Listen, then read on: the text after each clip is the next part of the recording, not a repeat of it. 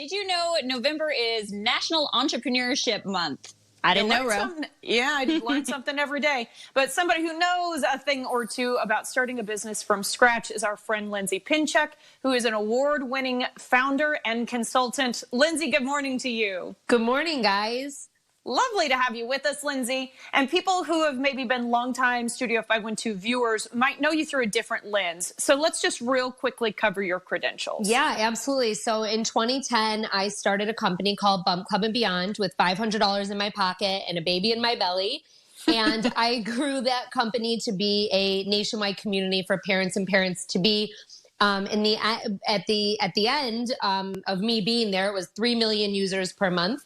But I essentially sold Bump Club. And after being there for 2 years with the new company, I made the decision this summer to exit because I want to help other founders and entrepreneurs and business owners achieve their own success. Amazing. And so that's why we've got you here for National Entrepreneurship Month, because I do think a lot of people dream about leaving their jobs and starting their own thing to be their own boss. So let's start with tip number 1. And I think it's the opposite of rigidity is what I'm hearing. Yes. You want to create a flexible blueprint for yourself. You know, I think a lot of people focus on a business plan, but you really need to be prepared for anything. So you need to understand your revenue streams and your operations and your costs. But you don't need to make a plan that you have to stick to, must stick to, because things are going to change and you need to be prepared for that. Excellent. Okay, so this will bring us to tip number 2, but I'm going to ask you first, what piece of the business should we actually tackle first? So you're going to want to pick a name and then potentially have a simple logo created, maybe some simple colors. Honestly, you do not have to spend a lot of money on this because over time you can change this. You can redo your logo. You can change things later on. I redid Bump Clubs, I think 2 or 3 times throughout the course of the 10 years that I was there. So I suggest using some sites like Canva or there's Design Crowd or Tailor Brands. They offer inexpensive services that allow you to create logos for really inexpensively. Good to remember there because you don't have to spend a ton to start off. But Lindsay, this is going to be the bane of my existence if I ever start a business of my own. We need to do some due diligence on paperwork, right? So give us the goods here. How does someone like me take this on? And this is the bane of my existence too. And it is so important that you file your paperwork properly. You need to talk to your financial advisor or your accountant. There are also online services like Zen Business that you can use that really can help you determine if you want to be an S Corp or an LLC or how you want to file. And you want to make sure you file properly and pay your taxes on time and according to plan. The last thing you want is to think you made a lot of money, right? Totally. And then owe a lot of money. Right at the end of that first year. Okay. So once we have everything kind of in place, Lindsay, talk to us about how we start to drum up support. How do you get people to plug in to the business that you're launching? Yeah, absolutely. So about 2 months out, you want to start putting it out there that you're starting this business. My first tip is to send an email to every single person you know. That's low-hanging fruit, right? They're in your network already and they know you. But you want to create social media platforms and pages for your business. And you want to start sharing content and really getting the word out that your business is coming. Because when you launch it on day 1, you don't want to have 0 customers, right?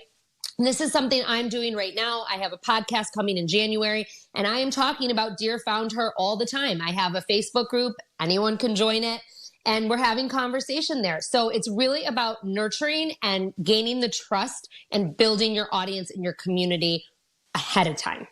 Steph, I never thought about not having or having customers by day 1. Yeah. I never thought of that. Wouldn't that be comforting? That's great. Yeah. Great advice. Something to keep in mind. And Lindsay, I know this one's really important to you, so I wanted to give you a moment to talk about it. It's the effort of compromise, right? Because I think we know we all have to push ourselves a little bit if you want to get your business off the ground.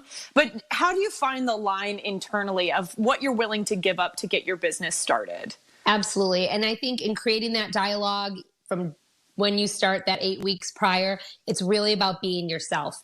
And you have to show up as you. I mean, I built a whole business on being a mom, being me, sharing my experiences, and I never compromised on that. You know, we didn't accept brands that I didn't believe in. And it was very important to me that I stuck to my guns and I I didn't compromise my integrity. Honest to God, it will come back to you tenfold. You do not want to make a decision that is short-sighted for short-term gain, because in the long run, it's going to bite you in the you-know-where. Such great advice there. And Lindsay, we've touched on this just a little bit, but you've recently had a big change, and I want to know a little bit more about what's going on with you and that podcast that you're talking about. Yeah, so I am taking on clients now. I have a whole roster, and I am helping other founders and business owners either get their businesses off the ground or fix things that aren't working.